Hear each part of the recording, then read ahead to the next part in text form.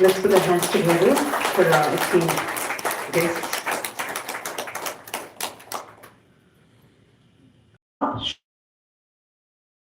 Shankar Polji is amongst us, a multi-talented firebrand son of Mother Goa, who, with his mission to awaken the sleeping masses, is performing an exemplary service to his motherland.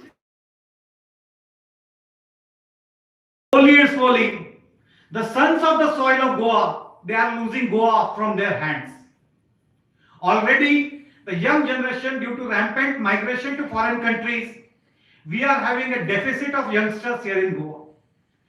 The quality blood or the quality age group of people who struggle on streets, it is rapidly migrating away for better opportunities. And what we are left with is a pensioner's heaven, a pensioner's island which is known as Goa. Now when this generation which is living here right now passes away, who will be there to take care of Goa? Who will be there to struggle for Goa? आज आम्ही सगळे फाल्यां आम्ही आसचे ना पण आमच्या फुडें गोंयचो फुडार कितें जातलो हे आमकां चिंतपाची गरज आसा. In this situation, when everything is haywire, when activists are getting beaten up in broad daylight, it is something for us to see and analyze where we went wrong, what's going wrong with us, what is going wrong in our own homes, what's going wrong in our own families, and how our society is going haywire, and what can we do to control this. And to guide us upon this issue, we are having a very eminent panel. We are having two senior advocates and an eminent professor who has come all the way from New Delhi. They will be guiding us today on how to take our struggle forward, how to move forward in today's world when everything is out of control or seems like going haywire. I won't be taking much time from you all, and I would request Iram to continue the program further. Thank you.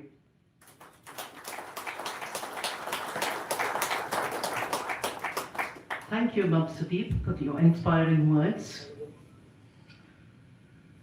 Our first guest today, Advocate Padma Shri Norma Alvarez, is one of the topmost legal activists in Goa from Goa Foundation, who, along with her better half, Bob Claude Alvarez, has been a prominent figure in struggle to save Goa from destruction since the last 4 decades.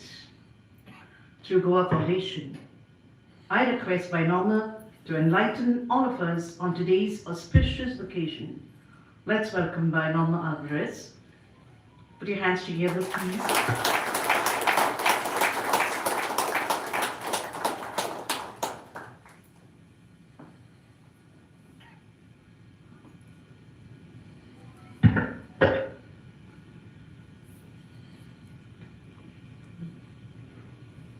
Professor Paranjoy, Senior Advocate Agnello Furtado, Sudeep Dalvi, friends, ladies and gentlemen.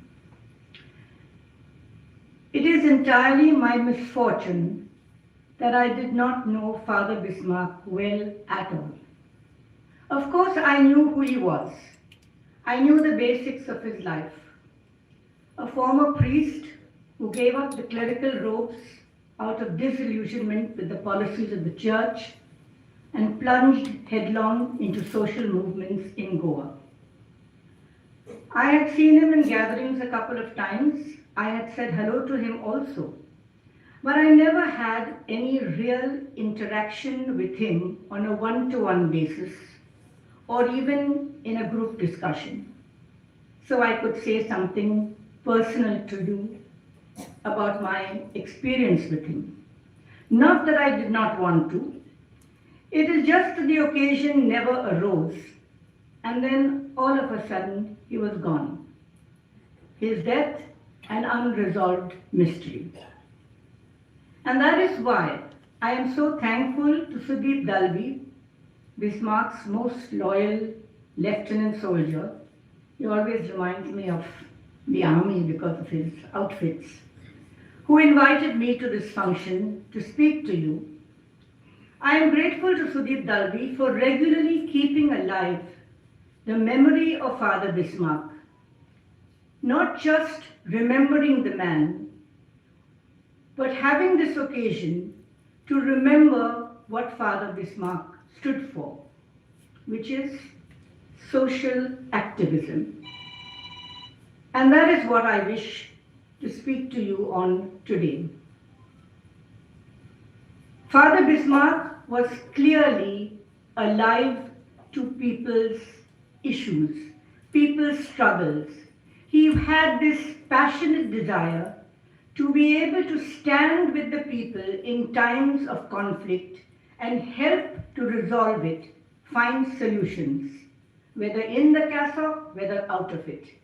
He took up issues from environment degradation, the menace of drugs and its impact on the youth, communal disharmony, violence of all sorts to women, to children, to marginalized. This affected Father Bismarck in a very, very vital way. And that is what he dedicated his life to, using his guitar and a song on his lips to draw the youth together, to draw people together, to enlighten them of the problems, and to take their advice, their opinions, their solidarity on how to resolve these. A couple of weeks ago, there was a PIL on an environment issue. And the judge asked the bona fides of the petitioner. The lawyer replied, he is a social activist. The judge said, everyone is a social activist. There are too many social activists in Goa. The judge perused the petition for a while, asked the lawyer if there was anything else to be said about the petitioner. The lawyer could not say anything further on the bona fides of the petitioner. The judge dismissed the petition. I thought how unfortunate, not just that nothing further could have been said about that person, but how unfortunate that social activists seem to have been associated with busybody. You got nothing else to do, so you come to the court with a problem. You claim you are a social activist, which you don't require any qualifications for, and I'm not going to hear the petition. I don't know what the content of the petition was, whether it had merit or not, but social activists seemed to draw a kind of, I would say, mocking response from the court.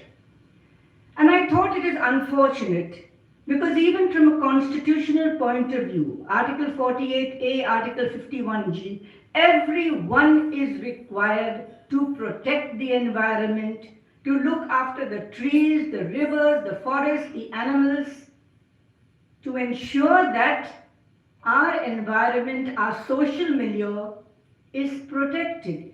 Everyone ought to be a social activist.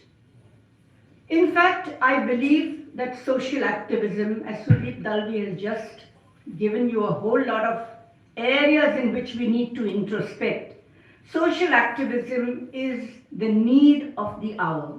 Everyone needs to be a social activist. Whether you are a professor in a college, whether you are a school teacher, whether you are running a business, whether you are a spokesperson, whether you are a fashion model, whatever be your profession or what you are engaged in, you need to be a social activist. Why?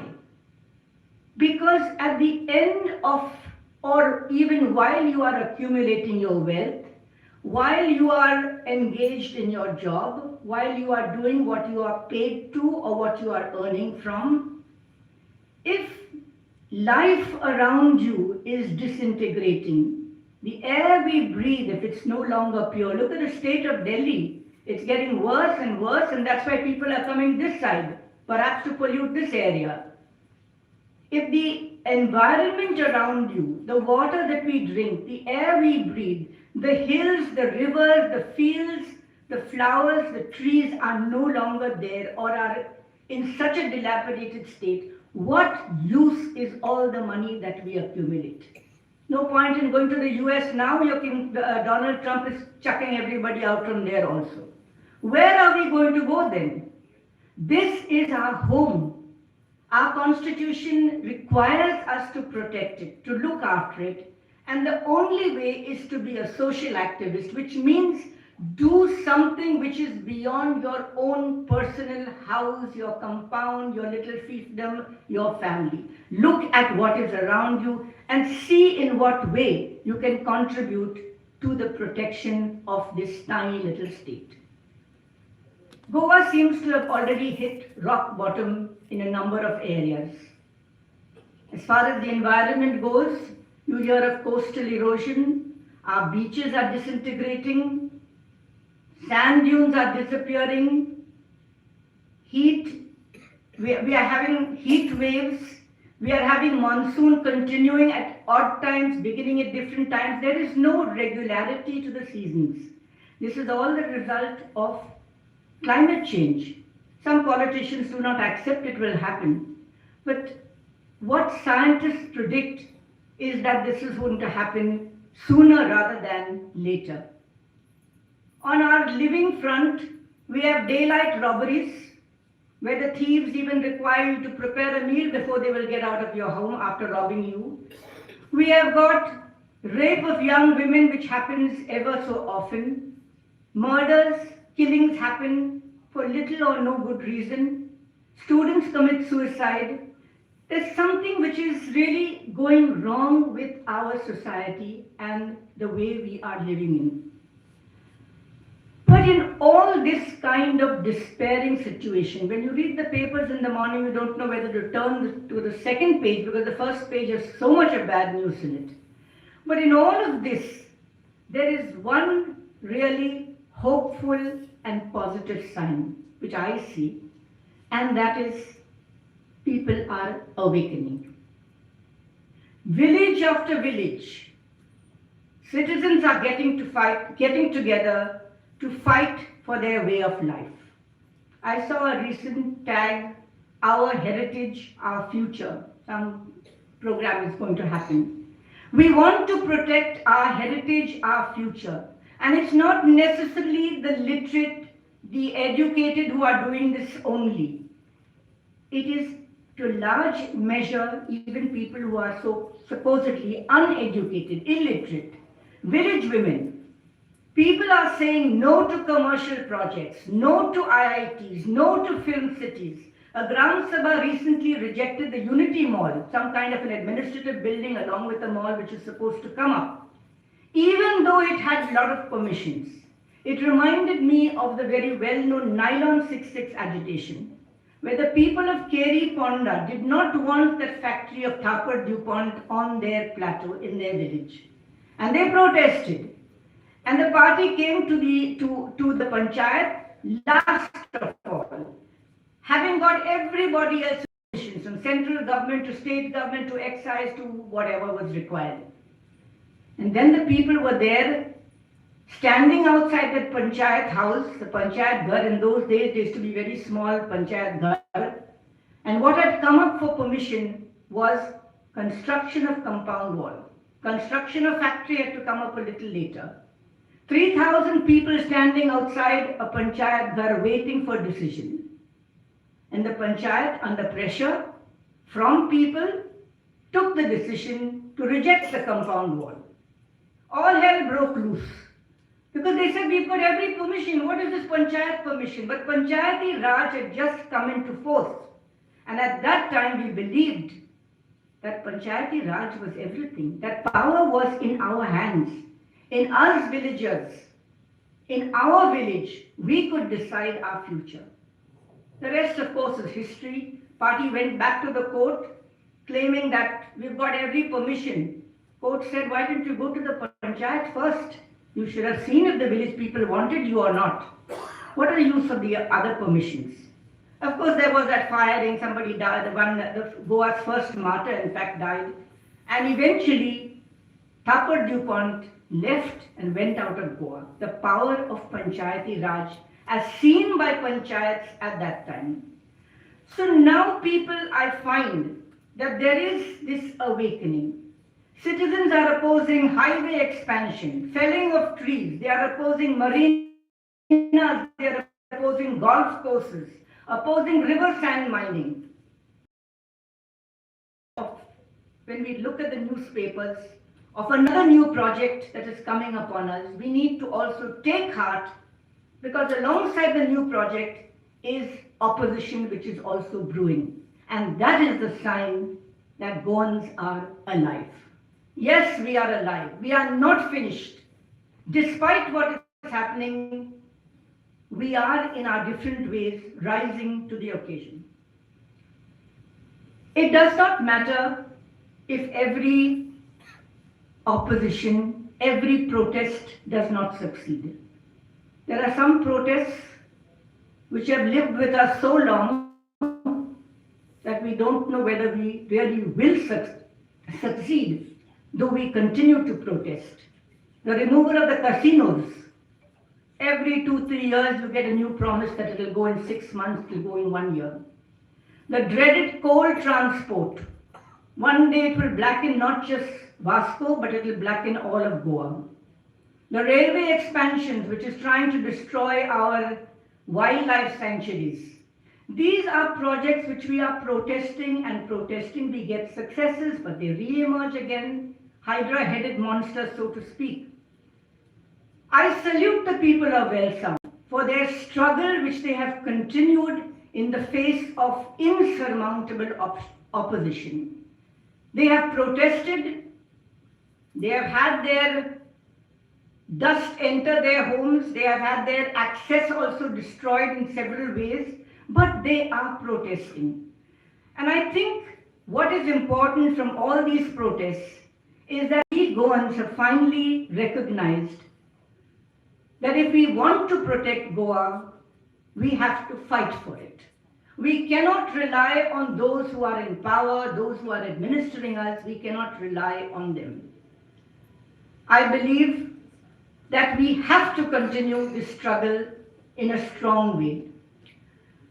I remember years ago, when I just started legal practice, I had a case on Kalangut and Kandoli villages.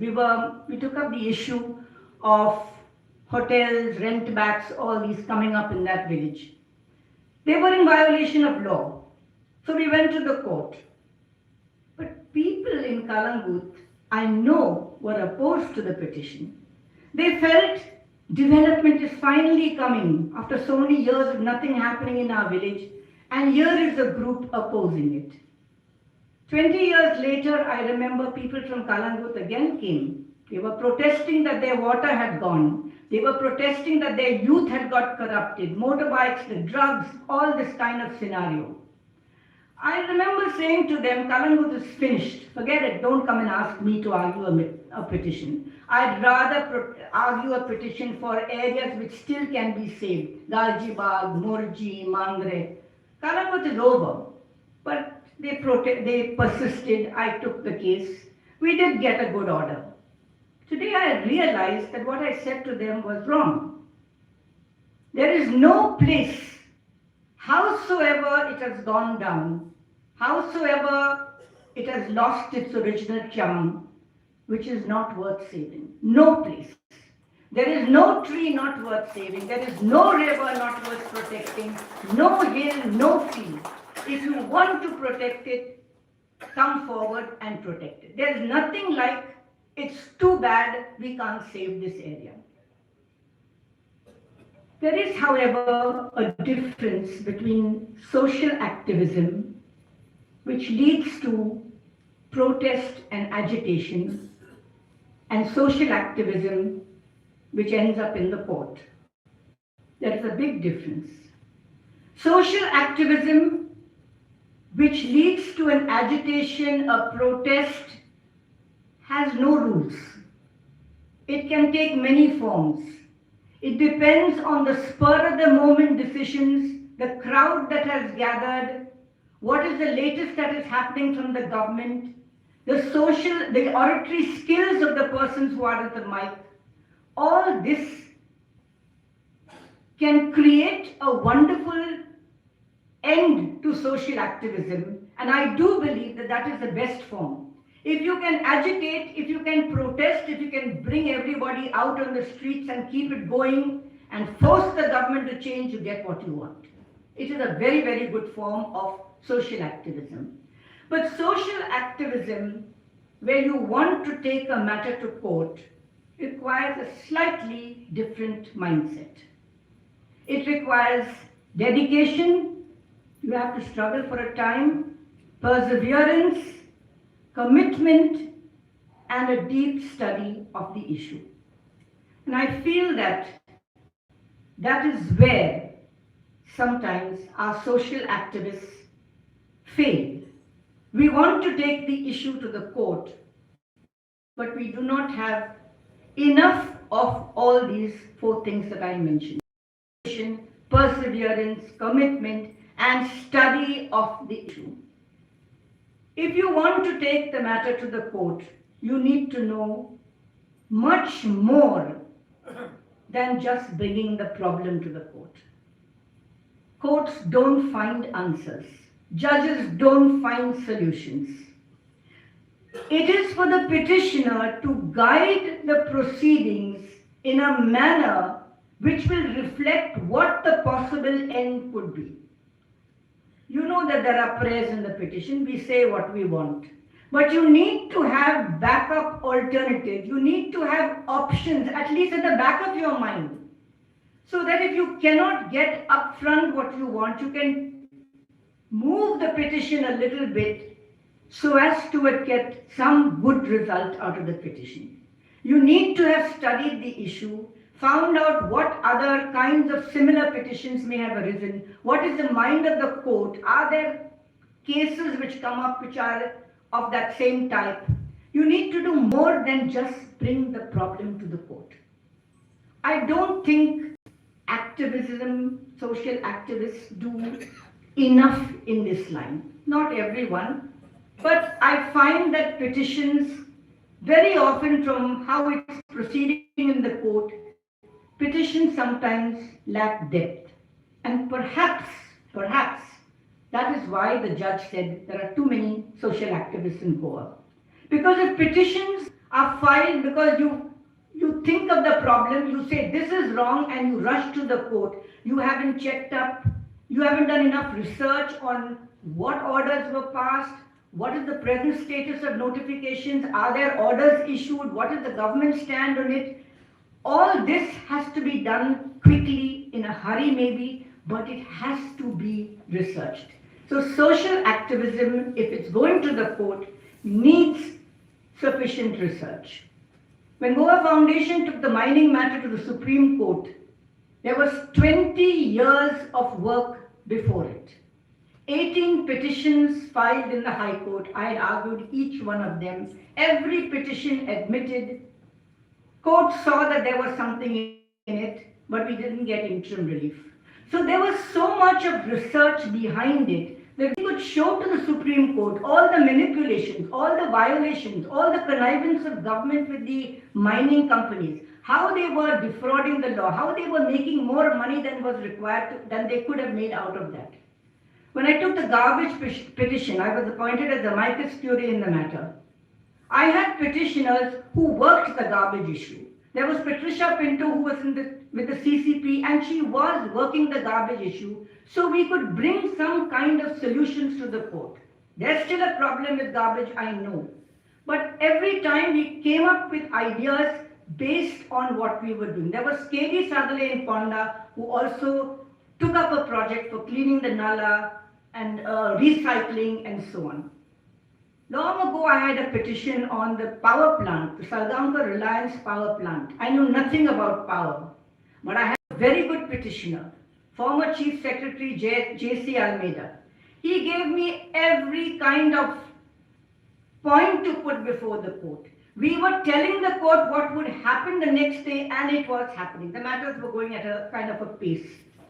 The court accepted what we said, but eventually we lost the petition, because the court took refuge in the fact that this is the policy of the government. Yes, you are right.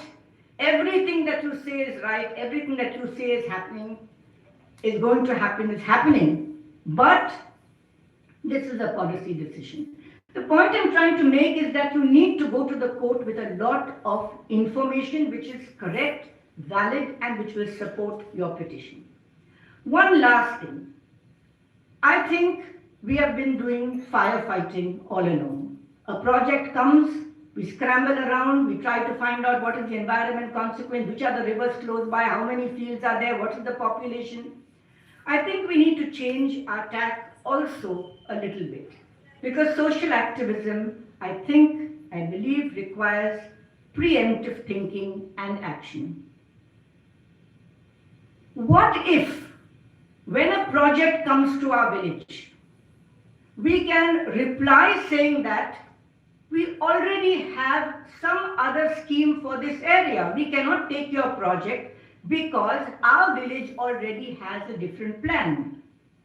Now you know that the villages, all village panchayats are required to prepare a village development plan. This is mandatory.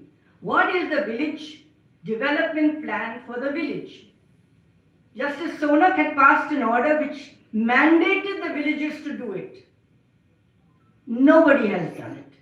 No village panchayat has got a plan for their village which is ready, accepted by the Gram Panchayat and passed by the Panchayat and is available, allocating areas for different uses.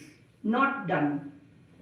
When I argued the village panchayat's case against the village panchayat of Valsa's case against the railways, expanding and cutting off the access of people, the village panchayat told me that is the road for the people.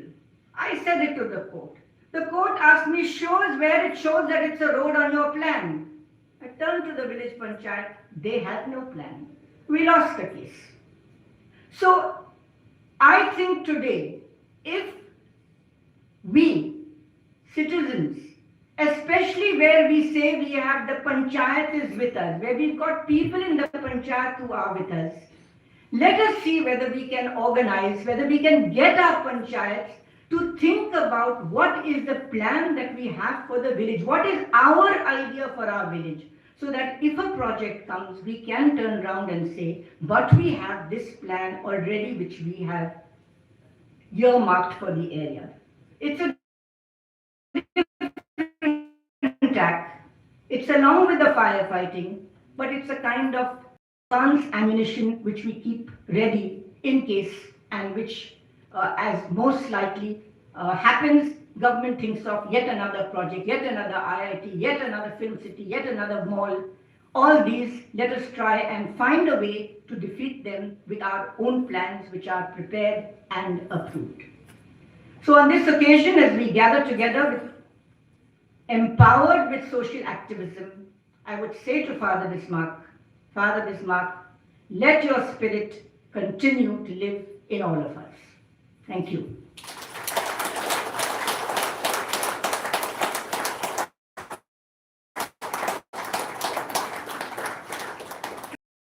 Thank you, by Normal, on behalf of all of us, for highlighting the importance of social activism, social activists, especially the activists fighting in courts, and the need to have more active participation of and support of people to fight our social evils. Thank you for your enlightening words. Appreciate that. Our second guest of honor today, Braganza,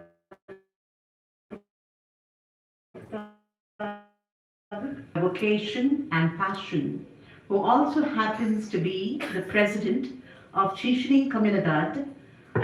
I request him to enlighten all of us upon the existential threat to our Comunidad lands from the government, as well as land sharks, and also educate our youth upon importance of maintaining our farmlands for the sake of forthcoming generations.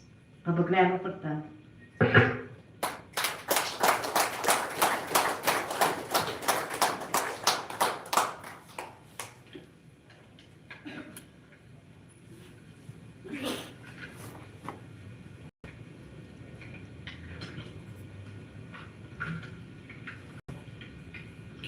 A very good evening to everyone.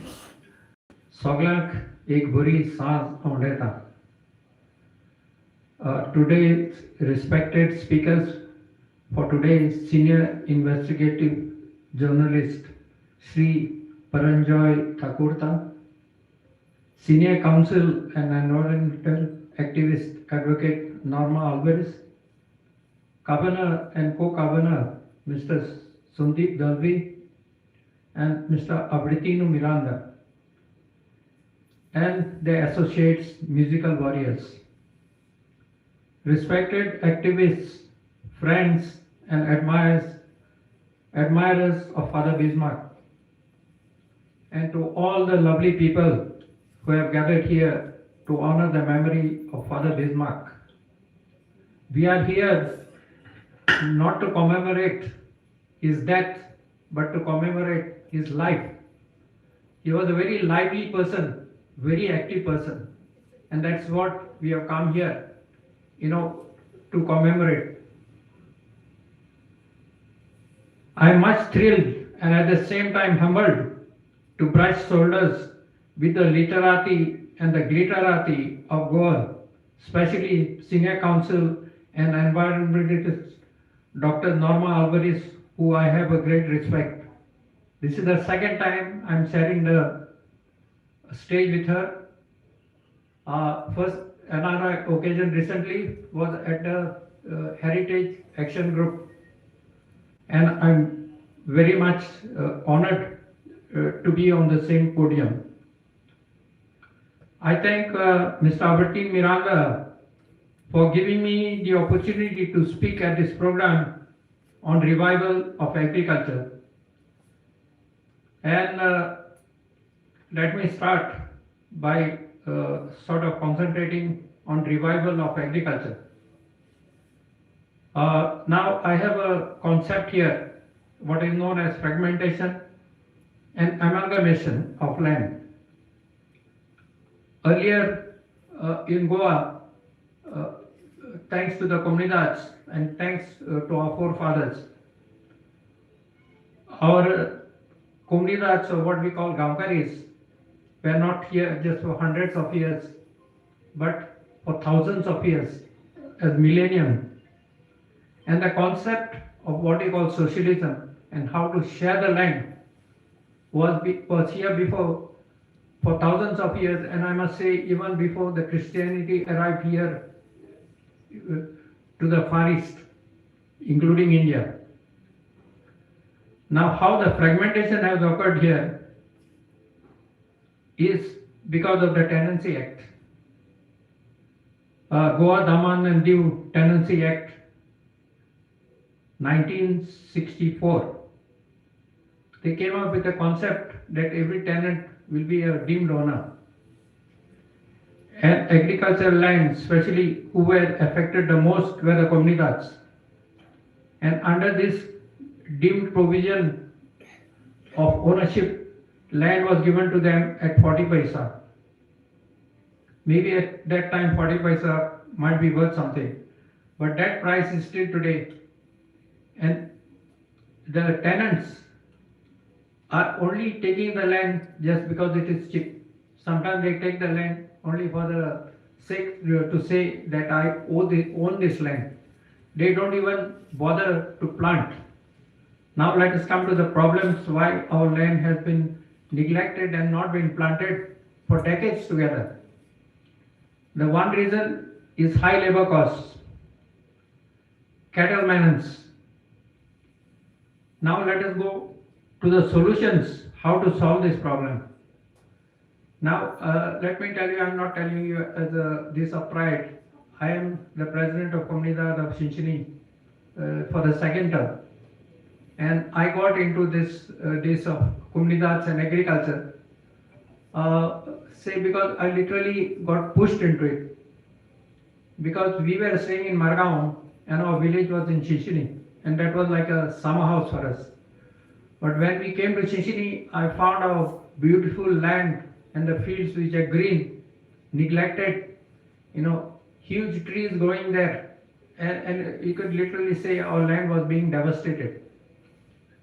And our comunidades are actually a democratic and you can call them mini republics. There were no election taking place, so I got involved in getting the first elections in Chinchini, and that's how I got elected there 2 times. And I'm also the governor of the Village Development Committee of Chinchini. Now the solution to this is mechanization, because the high labor cost, cattle maintenance. So what my proposition to this, and what actually we have done, is that my associate and close friend, Father George Fathers, he is of Don Bosco's, and he is our associate. He is into farming now for the last 10 years, and I am associated with him for the last 9 years. And we call him the real Zotkashi. The Zotkashi is the person who actually plows the land, and we put all our heavy plows, or what you call that, this at that time, the Zotkashi is to take all the heavy plows and plow the land. And this is only a figurative sense which I am putting here, is that we put all the burden on Father George, and he is the one actually the working hand. And to revive this agriculture, what we presume is you require minimum 10 hectares. 10 hectares is 1 lakh square meters. Now how we started is we started at a place known as Digwaman with 25 hectares of land. And the biggest problem here was, it was actually a lake which during summertime is to be planted. So we required fencing. Finally, we fenced the area, but then we are having other problems. The cattle also were smarter than us. The buffaloes, they used to dive in the rivulet, and wherever the fence is there, go underneath the fence and then devastate. So finally, we had to stop that, and I call that was our anti-submarine warfare. So finally, we got a good yield. Next, we started with another place known as Patau, which had 30 hectares, and we had to put 7 gates. Then we started with another field known as Boden, which was having 15 hectares. Then we started with Deusua, another 15 hectares. So we are totally at present cultivating 80 hectares. Now, what are the advantages of mechanization? The mechanization, first of all, we require tractors, we require transplanters, and we use drones. Drone actually is very helpful for us. As far as spraying is concerned, we spray fertilizers. And with the drone, you can fertilize the fields very fast. For about 1 hectare, probably will take just around 45 minutes. If you were to do that, manually, it would probably take you 1 day also. The second advantage of the drone is that that is what is known as micro spraying. The drone flies just maybe about 2 meters above the field, and then the spray is very much localized, and it goes exactly on the green sheaves of the rice plantation, so that there is no extra spraying. In some places, what they do, they just throw excess fertilizer, excess insecticide, which goes into the water and contaminates. So this is one advantage of it. Now to tell you, one of our fields here, which is known as Patau, we had 30 hectares to be transplanted. And we used 10 machines, 4 tractors and 6 transplanters. And this was some sort of a challenge which we took. And just in 1 day, we covered 1.7 lakh square meters, that is 17 hectares. And this is what is possible if we have land together in one place. Then we started another small experiment where we put what is known as alsandes, or they call it cowpeas. The advantage of this is that when you rotate the crops with the rice and the alsandes, that gives nitrogen to the soil, and it doesn't require other fertilizers. Being organic fertilizer, that helps. Now the question will be, we are all doing all this, but what about the next generation? Are we motivating the next generation to come forward and plant our fields? Now, just as this, I'm giving you this of the next generation which has got insight in this cultivation of this field. We have an associate sort of a company, or rather an association of people, and there are 3 people into that. One is Mr. Kenneth Lopez, who was actually an aircraft engineer. He gave up his lucrative job and he's joined to help in this manning this machinery, including the drones, then the transplanters and the harvester. Then there's another gentleman, Neville Lewis. He was on the rigs. He is also part of this organization. There's one Mr. Stanley Fernandez, who is an IT graduate. Then we have George Simons, who is an agriculture graduate. He has bought a tractor now, and he has bought also a transplanter. Now we need to get our younger generation and how to motivate them. Many times you hold some sort of programs for the school and the college students and demonstrate to them and show them how to operate the tractors, how to operate the drones. And regarding the drones, I'm not telling you as a dish of pride. Our MLA is Mr. Kuru Silva, who is part of the Aam Aadmi. So when the Chief Minister of Delhi came here, Sri Arvind Kejriwal, and the Chief Minister of Punjab, Sri Bhagwant Mann, so he came and we invited him, and he was quite surprised that we are using drones. And he said, we even Punjab, being such a big dish, we have not up to now started using drones. So we were quite happy that somebody is appreciating the work we are doing. Now let me tell you this of the role of the comunidades. Because the comunidades were here, they were a collective dish, and we have survived many of the calamities which other parts of India have gone through, like the Bengal famine of 1770. I'm not talking about the later one, which was that was a man-made created famine. So Goa, survived it only because of our good agriculture people who were there and the comunidades. Then again we have the Chinese famine, which is 1959 to 61, which is because of bad policies. Everybody wanted to go for industrialization and neglected agriculture. So somebody once said, तुका पैसे आसतले पूण तुका जेवपाक शीतकोडी आसची ना. So that is what we must remember.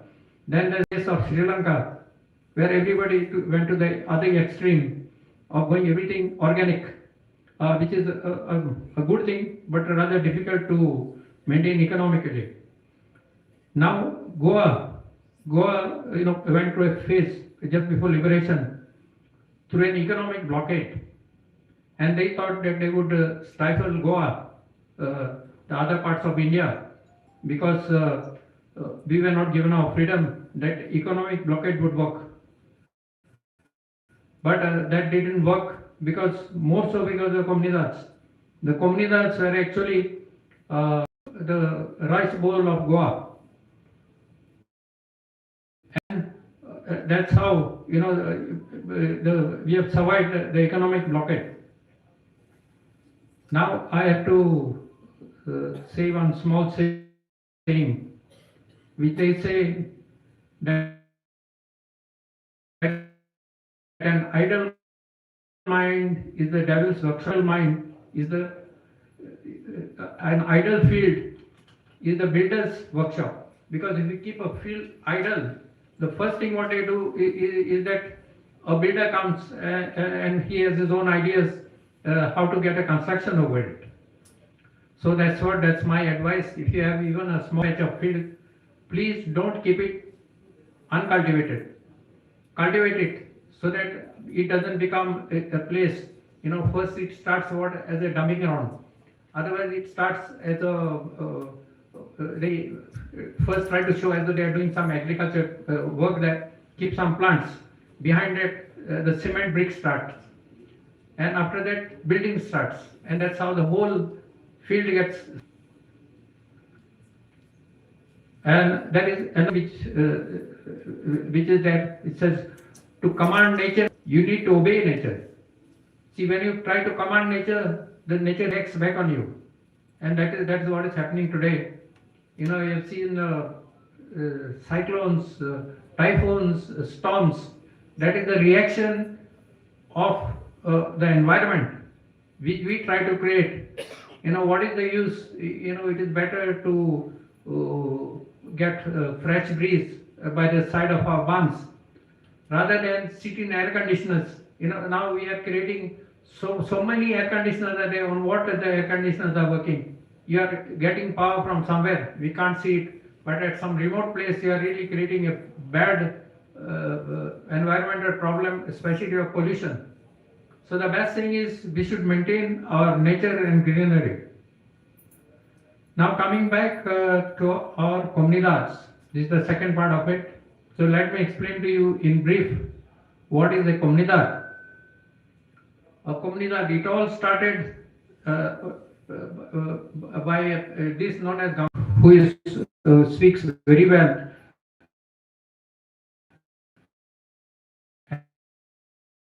And his name is Kishore. Now, he started long before the Portuguese came here. And now let me cite you just as an example, how a Gaonkari functions and what a Gaonkari is. And that example I've taken is from the Karamboli Comunidad. And thanks to my good friend who gave me this Valmiki Falero. How these comunidades and especially Karamboli Comunidad came to being and how it worked. See, first as clans, which we know as Vangors. And the Vangor, there are about 8 Vangors in Karamboli. And the Karamboli, I'll tell you the names to be a little brief, which are the families. See, started first by one father whose surname was Vaz. Then later on, of course, he didn't have succession, so it became later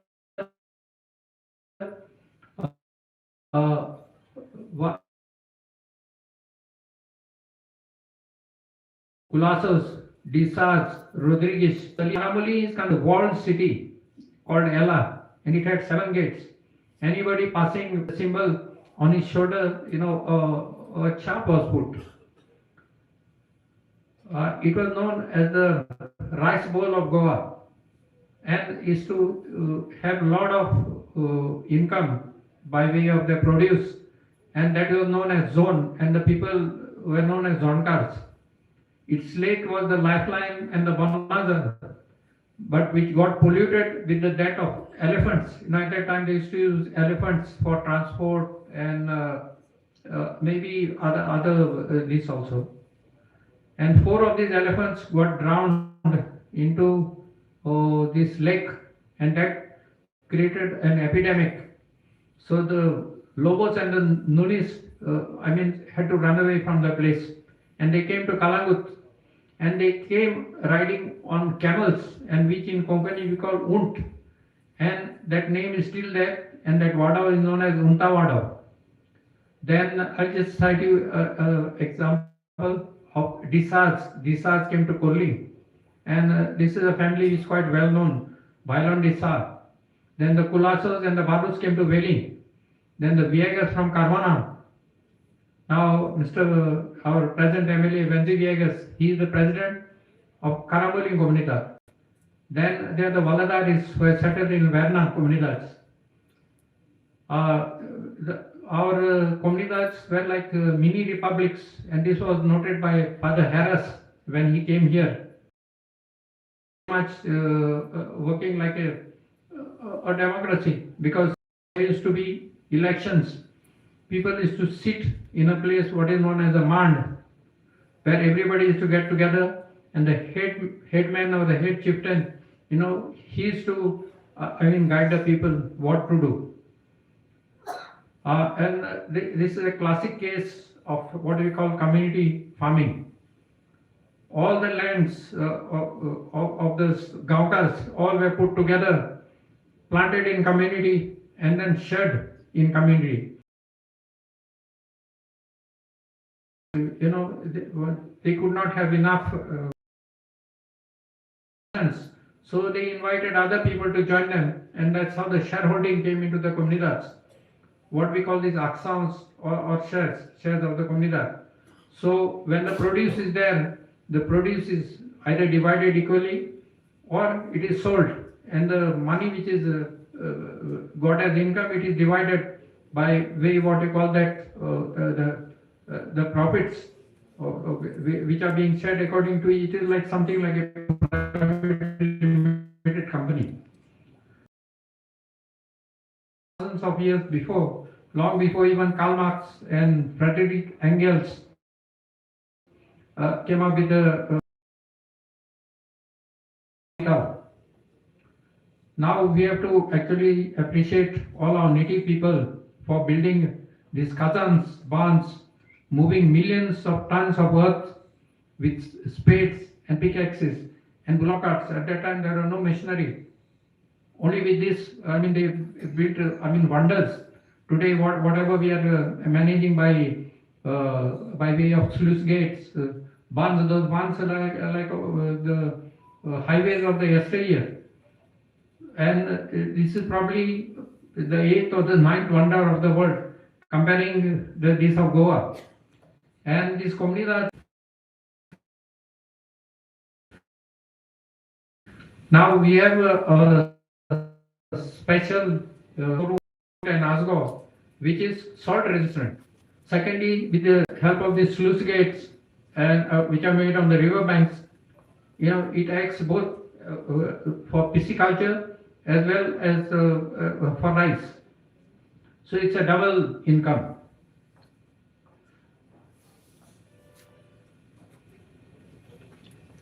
Now this is the comunidad is come now to an existential crisis, like somebody said.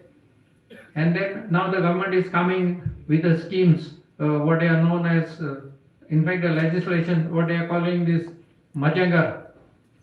So now we have no alternatives but to go to the High Court, and 8 comunidades have gone to the High Court. I am one of the petitioners, and I am the petitioner number 2. And here among the audience, the petitioner number 1, Senior Jean-Philippe Pereira from Nagua. He is a well-known social activist, and he is here with us.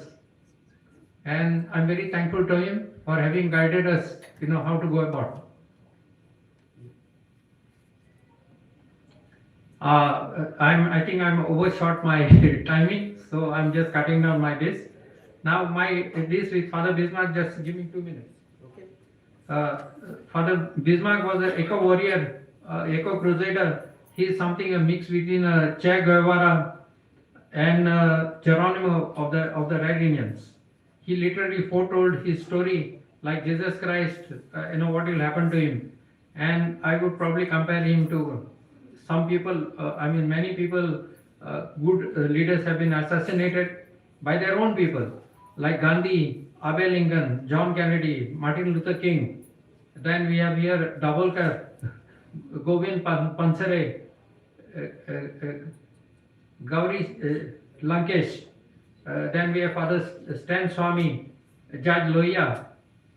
And I remember I and Father Bismarque, we walked from Azad Maidan all the way to the assembly. And thanks to the motivation of our Dr. Claude Alvarez, and he said, "Tumi kona bitare, cholya cholun." And we walked all the way, and we waited at the gate of the assembly, and we exchanged some jokes there. Because of lack of time, I'm just cutting short my list. And there are many here our activists who we need to protect and appreciate them. Like Rama Kankonkar, today itself somebody was in the papers, if you read, one of the, this was, killed I think because he was protecting the hills in Morki. Yeah, thank you so much. Thank you very much. Thank you, Agnello Furtado, for sharing with us the great work you are doing in saving Comunidad lands, which are a gift to us from our ancestors, and also training the youth to use modern methods of cultivation so that we have enough, and so that the land grabbers don't try to grab what is left of all this.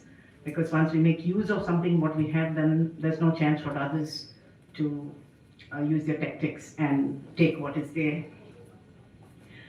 Now,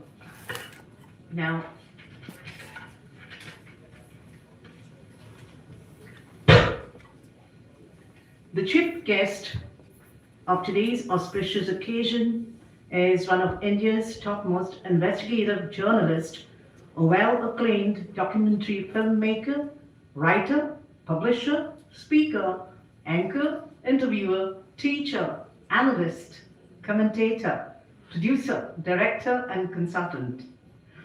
His professional career started in June 1977 as a print journalist. His work experiences spanning more than 4 decades, cutting across different mass media, the written word, spoken word, and the audiovisual medium, printed publications and websites, radio and podcast, television, and documentary cinema. Much of his work is in 3 languages, namely English, Bengali, and Hindi. His main areas of interest being the working of the political economy and the media in India and the world, on which he has authored, co-authored 7 books and directed and produced over 20 documentary films, 2 music videos, and many short videos. Details can be found on his website www.paranjoy.in. In particular, he examines the allocation and pricing of natural resources and the working of crony capitalism and oligarchy in India. He has been a great faculty member of IIM Ahmedabad for 18 consecutive years and also taught at IMS Calcutta and Shillong and various universities and at Jamia Millia Islamia, among other educational institutions. He is the only Indian journalist referred to in the famous Hindenburg report of Adani. And he's none other than Professor Paranjoy Guha Thakurta. His books, for those who are interested, are available at the counter outside. Today, he will enlighten all of us over crony. Okay, sorry, they're kept inside. I'm sorry, I didn't notice that. Today, he will enlighten all of us over crony capitalism in present circumstances and government's nefarious plans to subvert all types of dissent and protests, while also suggesting us how to move ahead in these difficult times. Professor Paranjoy Guha Thakurta. Before he gives us his talk, he would like to show us a video clip of the work he's doing. So please pay attention. If you can just bring the highlights.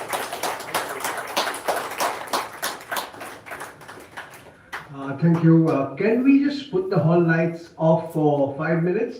We'll see a video and then we'll continue.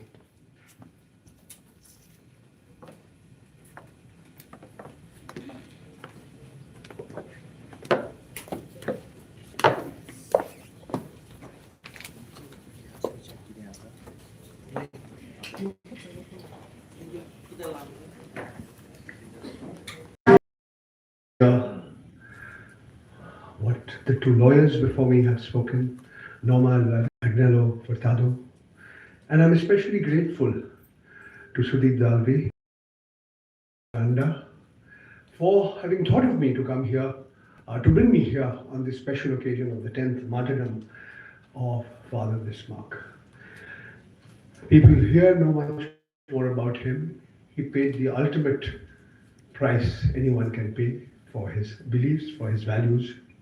He fought for you, he fought for your children and their children, and we cannot ever let his death and his martyrdom go in vain. I've been asked to speak on crony capitalism, oligarchy, what freedom of expression mean, and what does China has today emerged as one of the most. It has not had elections. It's one party rule. But it has given more power to its local governments than many other countries. Xi Jinping wants to be the head of the government for life. Is China communist? Is China capitalist? Answer, I don't know. Under Putin, Russia, what is it?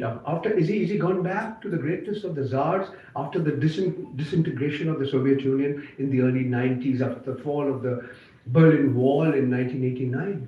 You know, I have more questions than answers to these questions. Look what happened when there was the Great Recession of 2008. You know, it's like 15 years, more than 2008, yeah, it's more than 15 years ago. America, the economy of America collapsed after the loan bubble went burst. Almost going back to the Great Depression between the two world wars. What happened? I mean, today, I think it was Ms. Norma who talked about that nothing is, you cannot, nothing, no river, no forest, no land that is, you cannot fight for so that you can rejuvenate it and improve it. There was this notion of too big to fail, that these are too big, that therefore they cannot fail. Adani is India, Ambani is India, therefore they cannot fail, because if they fail, India fails. But what happened in America? AIG, America, the insurance group, it failed. What happened to Ford? Ford Motors failed. I mean, Ford epitomized free enterprise capitalism. But what at one point of time, the government of the United States of America, the taxpayer of the United States of America, had more than 50% of the shares of Ford Motors. So was it a private company anymore? Was it a public company? So when we look at these notions of right and left, capitalism and socialism, we are constantly evolving. And let me give you a few more examples to illustrate this point. The countries, the Nordic countries, the countries in Scandinavia, Sweden, Denmark, Finland, Iceland, they are, compared to most other countries in the world, they spend a large proportion of their total national income and their gross domestic product on healthcare, on education, on electricity, on roads, on water. But often they don't call themselves socialist. But they do spend that. Much more than, say, certainly India has done. Our first Prime Minister, Pandit Jawaharlal Nehru, wanted India to be a mixed economy. Capitalism and the best of socialism. Pandit Nehru was the first non-Russian who actually visited the big heavy engineering in the Urals. It could be argued that instead of taking the best of capitalism and the best of socialism or communism, India took the worst of both worlds. We took the worst of capitalism. We took crony capitalism. We took the license control Raj. And socialism. Did we spend enough on healthcare, on education, on our roads, on our electricity, on our providing water or providing a clean environment? Answer, no. We did not. We certainly did not. Knowing that those indicators are clear. But what did I mean by public sector and private sector? The private sector, and in India and in many other parts of the world, whether it be in the Gilded Age of American capitalism, the Rockefellers, the Vanderbilts, they were provided land and resources by the government. The same happened to in Japan. But look at what South Korea produced. Two multinationals whose brands are recognized everywhere. Hyundai, Samsung. We haven't been able to do that yet. Jio is yet to be a world brand. And Mr. Adani may say he can drape himself in the national flag, but tell me what he's made that is unique. Of course, he's made militarized drones, not the kind of drones that they use for agriculture, but the kind of drones that were used to kill the Palestinians in Gaza. I'll come to that a little later, but let's move on and look at this whole notion of public and private. The losses of the public sector in India, including the Indian railways, became the profits of the private sector. Whether it be the Tatas or the Birlas or any of the big business groups in India, they grew up, they had money from the government. The government owned the financial institutions, the commercial, the nationalized banks. It's really an irony today that Kumar Mangalam Birla, who heads Idea Vodafone, his grandfather, they opposed government. You are helping your friends. I do believe, and here I'm arguing, that before in the history of India has one industrialist, in this case Mr. Gautam Adani, one of the richest men in India, being so closely identified with the Prime Minister of India. It's not because he's just campaigned before 2014, the Lok Sabha elections in his own aircraft. It's not that Mr. Adani has accompanied Mr. Modi all over the world to over a dozen countries. I can go on and on this subject, but the point I want to make is the nexus between business and politics is neither new nor is it unique to India. It's there all over the world. Go back in time. Mohandas Karamchand Gandhi stayed in the home of Ghanshyam Das Birla, where on the 30th of January 1948 he was assassinated by Nathuram Godse. But you read what he wrote, he justified why he stayed there. He said because Birla was a nationalist. And he helped the national movement, he helped the movement to free India of the colonial rule by the British.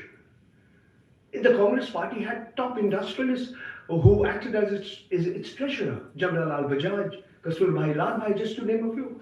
Even before independence, the Bombay Club, they put together a plan which said that, if India has to prosper, simultaneously his political opponents, not political opponents, I beg your pardon, his business opponents, his business to be put down. Now we see the same story getting repeated. And it has affected not just India's economy, it's affected India's relations with Bangladesh, with Sri Lanka. So under the circumstances that we are living in today for the last 11 years, what do you say about activism? And how do you ensure that you, who are concerned about your society, about your environment, about the future of your children and their children, how do you act? Let's look at 2 or 3 things about Mr. Modi. The first thing about Narendra Modi, he's been in power for more than 11 and a half years. He's weaker today than he was initially. Is that who has never unscripted, spontaneous. He has picked and chosen people who he has granted interviews to, and once in 10 minutes. That actually distinguishes him. He's given many interviews to people he's wanted to give interviews. People who are ideologically on his side, people who he knows won't ask him difficult questions, won't ask him cross questions.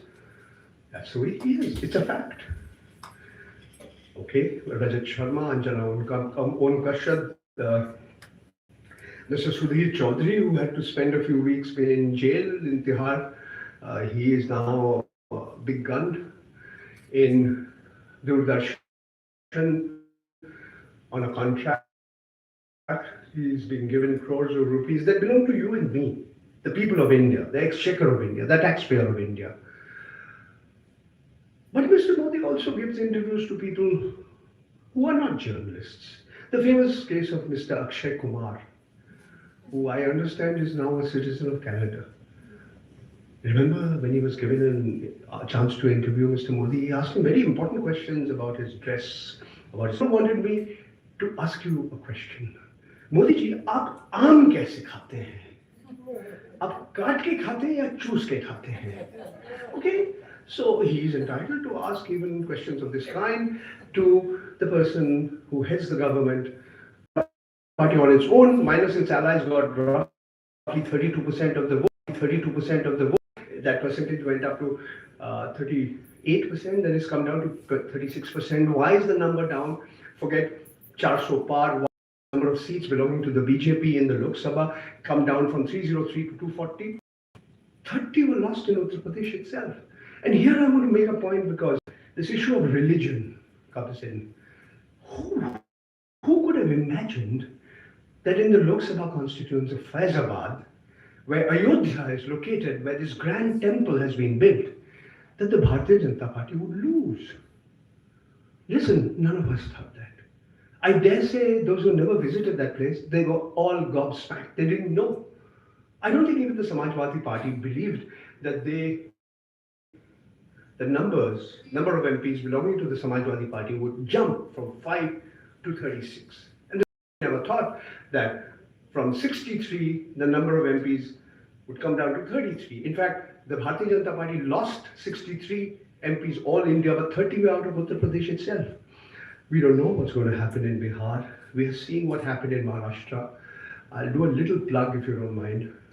I made a documentary film called Maharashtra Manipulated, how elections were stolen in India's second largest state. And I've also made a half-hour documentary film which is called Battleground Bihar. Both are being shown in Anjuna day after tomorrow, Saturday evening. The Flying Goat. You're all welcome. Bring your friends along.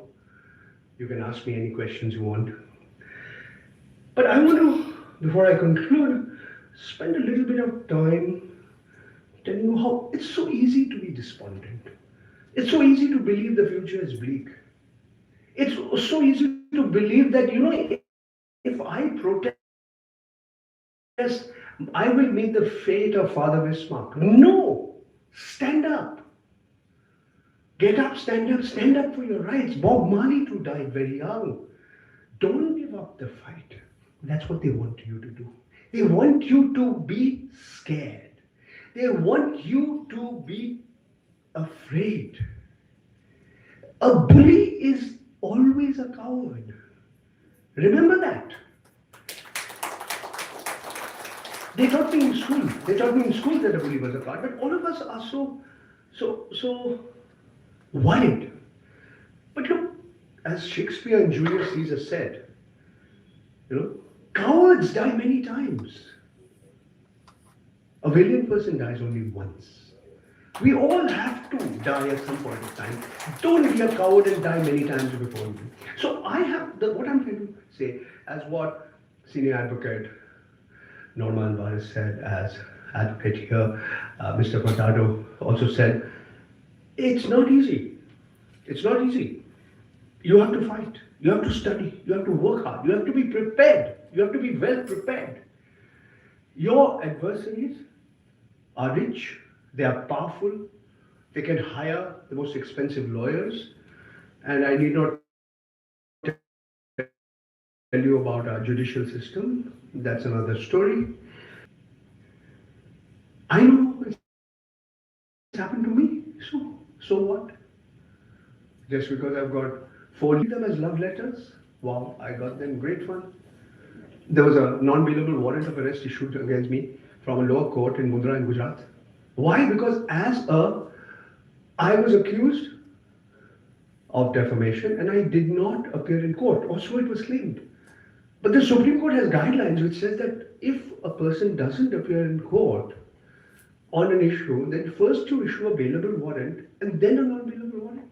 That was not followed. Recently in Delhi, a judge in a district court, without hearing the other side, an ex parte order, issued a gag order against me, 4 other Indian journalists, 3 entities in Australia, 1 entity in Switzerland, and then it became John Doe. Anybody, John Doe in India has got a name, it's called Ashok Kumar. And so what happened in the Ministry of Information and Broadcasting? A whole list of names.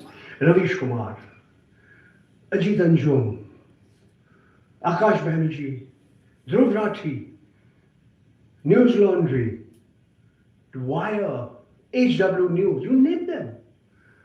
All Mr. Adani said, you are defaming me. By defaming me, you are defaming India.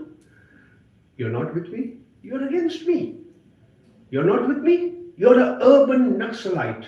You're not with me, you belong to the Tukri gang who wants this country to be broken up. My only advice to you is, yes, fight the good fight. Don't be cowardly. Do your homework. Study hard. Be practical. Be aware what you're getting into. Remember that you will be accused of exactly that you're stopping projects. You don't want India's development. You don't want coal to be mined. Where will you get all this electricity? How will you sit in air-conditioned comfort? This is the logic that will be given to you. Remember to be prepared to have the other side, your arguments, well put together, well argued. That's the only advice I have to make. I just want you to think hard, have a good evening, and I thank each and every one of you. We all will live up to the memory, to the martyrdom of Father Bismarck, and we will go home thinking that yes, the future is not dark.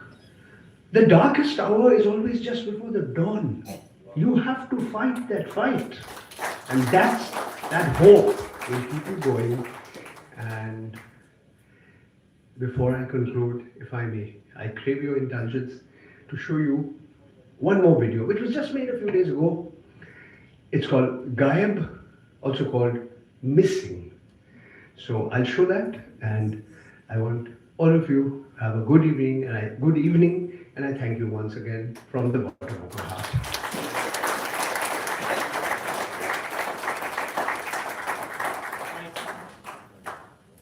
One more video, 4 minutes.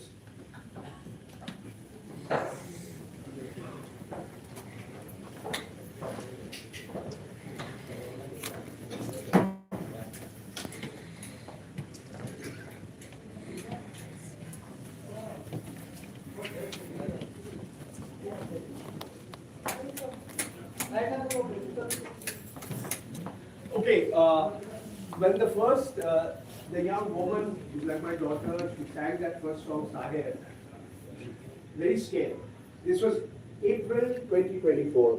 The elections were on April 2024, just begun, and people were very worried.